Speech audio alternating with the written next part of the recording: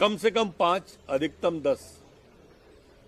Sir, एक आज प्रधानमंत्री नरेंद्र मोदी जी के साथ कॉन्फ्रेंस हुई है, वीडियो कॉन्फ्रेंस, क्या दिशा निर्देश मिले हैं और प्रदेश में आगे किस तरह से आप लोग करेंगे? माननीय प्रधानमंत्री जी के दिशा निर्देश का अक्षर से पालन करेंगे। लगभग वही बात है जो आप सबके ध्यान में है, जो मैंने कहा कि हमको लोगों को प्रेरित करना है कि वो एक दूरी बना के रहें, क्योंकि ये रोग थोड़ा ज्यादा समय तक चलने की संभावनाएं प्रतीत होती हैं। तो हमारी लाइफ स्टाइल इस तरह की हो जाए, हाथ मिलाने की जगह हम नमस्कार करें। घर में हम जब पूर्व हमारी संस्कृति थी, अपन घर के अंदर जाते थे तो दरवाजे के बाहर पगरखी उतारते थे, जूते उतारते थे। हम लोग हाथ धोकर के अंदर प्रवेश करते थे, पैर धोकर के। तो एक लाइफ स्टाइल को बदलने की कोशिश करें, चूंकि ये रोग भी इस तरह का है जो थोड़े समय चल सकता है। जब तक टीका हो सकता है बहुत जल्दी भी आ जाए, वैक्सीन उसका आ गया जल्दी तो हम जल्दी पार पाएंगे, पर अभी तक जैसी वैज्ञानिकों को सफलता नहीं मिली है, तो सावधानियों के साथ हमको अपना जीवन जीना चाहिए। उन्होंने ये भी कहा कि ग्रीन एरिया में विस्तार से बताया कौन कौन से इलाके, खासकर मेन बाजार छोड़कर जो खोले जा सकते हैं, लेकिन भीड़ न हो, 2 मीटर की दूरी वाला। अगर उसको वो पालन नहीं करते हैं तो उसको फिर हमें रोकना पड़ेगा, समझाना पड़ेगा।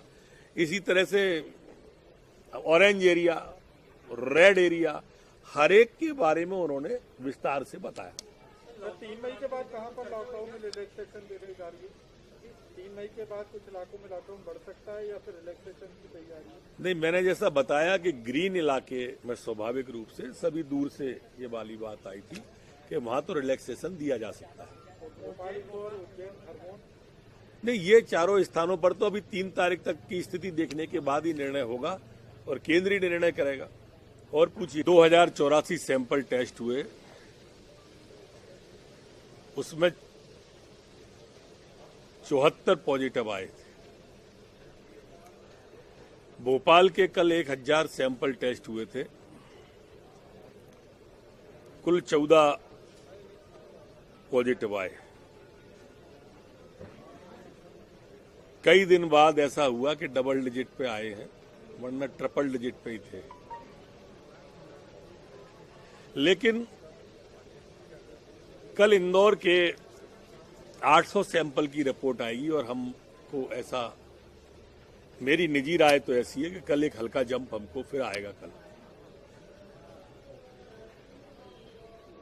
लेकिन अच्छी बात यह है कि ये सब वही रिपोर्टें हैं जो लोग हमने क्वारंटाइन करके रखे हुए हैं, हमारी निगरानी में है, हमारे इलाज में है, हमारी व्यवस्था में है। इसलिए चिंता जैसी कोई बात नहीं है। हमने अभी तक 32,000 सैंपल उसके लिए भेजे थे जांच के लिए, जिसमें से 28,000 की रिपोर्ट हमारे पास आ चुकी है। कुल 4,000 सैंपल की रिपोर्ट बकाया है। अब हमारी जांच की क्षमता भी बढ़कर 2400 से ऊपर हो गई है। हम अपनी जांच की क्षमता लगातार बढ़ाते जा रहे हैं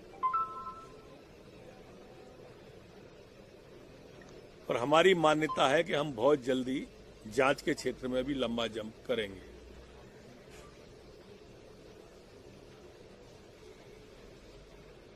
सरकार ने तय किया है, एक वरिष्ठ आईएएस अधिकारी, एक वरिष्ठ स्वास्थ्य का अधिकारी, सीएमएचओ या सिविल सर्जन से ऊपर का, प्रशासनिक क्षेत्र का आवश्यकता होगी तो प्रशासनिक क्षेत्र के अधिकारी, एक ऐसा दल है जो कुछ प्रमुख शहरों में जाएगा और वहीं कैंप करेगा। आईएएस, आईपीएस ये वरिष्ठ अधिकारी होंगे, सीएमएचओ, सिविल सर्जन, जेडी इस स्तर के अधिकारी होंगे, खाद्य के भी अधिकारी होंगे उसमें, इंदौर में भी, उज्जैन में भी, खरगोन में भी, और इस तरह के जो संभावित जिले हैं इन सभी जिलों में जाकर सभी व्यवस्थाओं का सर्वे होगा और ये दल पूरे प्रमुख स्थानों पर जाकर कैंप करेंगे वहीं पर।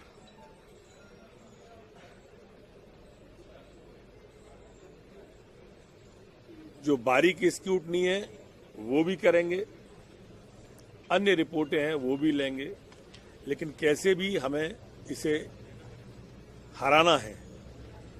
वैसे तो जैसी वैश्विक रिपोर्ट आ रही है, जिस तरह से पुनः वो चीन में वापसी हुई उसकी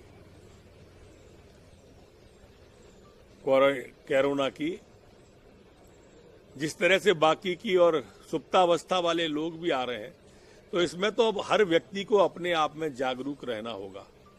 जैसा माननीय प्रधानमंत्री जी ने कहा है, 2 मीटर की दूरी, मास्क का, अपनी भारतीय शैली अपनाते हुए इसे अपने जीवन का अंग बनाना पड़ेगा। लाइफ स्टाइल के अंदर लेना होगा। जैसे हमारे यहाँ पहले डायबिटीज वगैरह ऐसे रोग हैं जो लोगों के स्वभाव में आ गए हैं, वैसे हम कुछ सावधानियां जैसे प्रधानमंत्री जी ने कही हैं वो हमें सावधानियां देकर उसे अपने जीवन का हिस्सा बनानी पड़ेगी, लाइफ स्टाइल ही बनानी पड़ेगी। ये रोग ऐसा